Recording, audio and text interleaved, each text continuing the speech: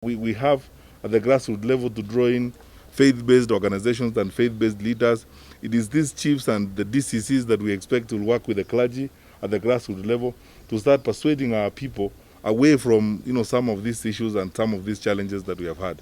The war against corona is very, very far from done. And even if actually we were to flatten the curve tomorrow, we have a hell lot of work that we need to do, especially putting our communities together, re-engineering social relationships, and working better to ensure that we keep our populations not just safe, but we avoid some of the experiences that we have had in the course of the COVID pandemic. So engaging with these groups is the first point of dealing with what we are dealing. And then we will do this across the country as we go along. We're asking chiefs and assistant chiefs, and I'm really, really grateful. I can tell you, CS Kawe has made a very passionate address to these people and told them how their contact with the population is very important for the next phase of the war that we are dealing with. And we'll take this message either ourselves directly or some of our officials, the PSS, the directors in our ministries, so that we continue to build these grassroots capacities. What we're interested in is building the grassroots capacities.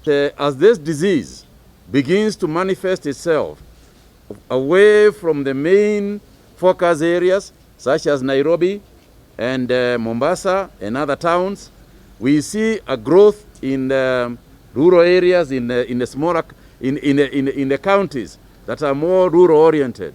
And we know that when that happens, the frontline soldiers will include the sub-chiefs and chiefs and those in administration. So once again, I just want to say thank you very much. We will continue to work together. We will continue to address these things together.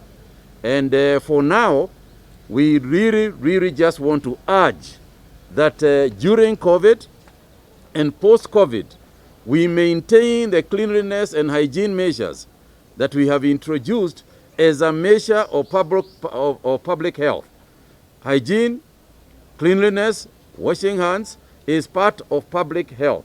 And we want to urge the administration to be part of that process of ensuring that our streets, of ensuring that our homes, our offices, and every place we work continue to be clean, because we have noticed the results, and we have noticed some of the benefits that we have gotten from the COVID-19 measures include reduced disease burdens because of the level